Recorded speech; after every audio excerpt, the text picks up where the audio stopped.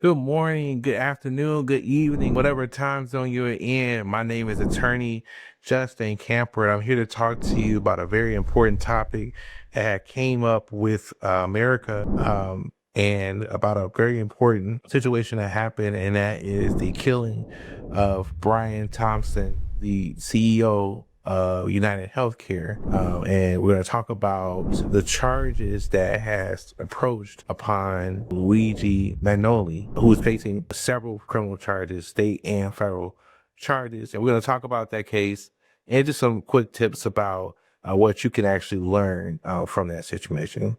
So let's talk about it. So, Mr. Luigi, Ivy League graduate, he's now an accused assassin. His case is one of the most high-profile cases in the country, and it's going to set a marker for how these types of cases are going to be handled in the future. First-degree murder, murder for hire, terrorism enhancements. He's actually facing life without parole. On December 4th, 2024, Mr. Thompson was gunned down in a cold blood murder outside of the Manhattan Hotel. The prosecutors say that Luigi is well educated, very well connected, that he had an axe to grind when it came to the healthcare system.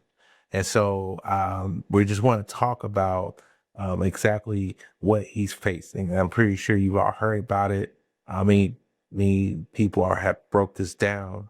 But let's talk about what he's facing and what are some things that you can actually learn from a situation. Number one is that he's facing several state charges, and the state decided to charge him with first-degree murder.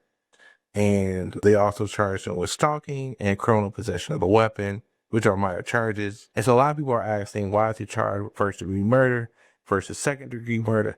So we're going to explain it very briefly. First-degree murder equals premeditation plus deliberation plus special circumstance. And so the real key factor here is premeditation. So if it's something that you start out, it was well planned, then you can say that it's first degree murder. Second degree murder is more so in the heat. You weren't planning on murdering anybody that day, and you got to argument, and all of a sudden you decide to shoot somebody. That's more so under the lines of second degree murder. And every state has their own version of first degree and second degree murder. And so now he's also facing with terrorism charges federally. And it's a terrorism enhancement when they believe that that person is trying to make a message to the public. And so when you involve the general public and you're trying to make a message and your murder is involved with the message, then they can say that that's terrorism. And they're saying this wasn't just like personal revenge by him making those marks on those bullets.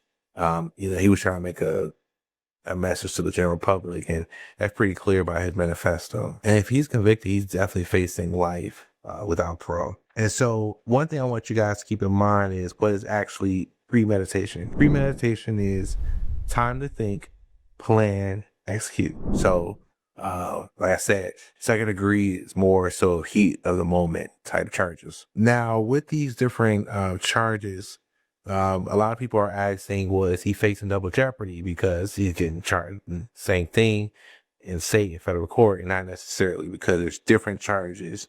And under the dual sovereignty doctrine, the states, because it's two different jurisdictions, they can technically charge you with those crimes, locally in state and federal court. And so we want to just kind of talk about a little bit about what's at stake. His attorneys are making a lot of different arguments about the evidence and, really trying to attack it from that angle. And they're really trying to help him avoid the death penalty. And so it's a very, very controversial case. And it's a lot of different lessons that you can learn from it. So I just want to highlight 3 main lessons that you can learn from this incident. And if you so happily are facing criminal charges, or you or your loved one. Number one is that premeditation makes all of the difference.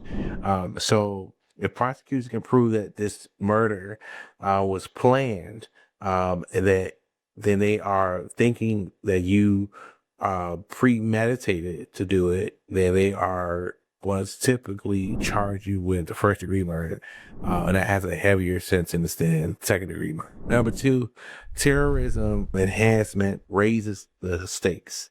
So if you or someone is involved in something and you believe you're trying to make a message to the general public and you're killing someone just to make a message, you could be facing state and federal charges. So that terrorism charge is a big deal. And then third is just the federal government, when they get involved, they don't play. You're typically looking at potential, life without parole, death penalty. And so these are all on the table, and you got to make sure that you are staying lawyered up, and you are hiring the best legal counsel when you're faced with these type of charges. So, if you or your loved one is accused of any criminal charges, feel free to contact my office. We do handle federal cases. I would love to hear from you. Feel free to set up a consultation, and we could definitely talk more about it. But hopefully that you learn some really good lessons, and you'll never find yourself in this situation. But it's something that you can advise yourself and other people who may be facing these type of charges. So thank you for listening. Again, I hope this is helpful to you. Please like and subscribe and look out for the next video. And as always, make sure you stay legal. Look forward to hearing from you soon.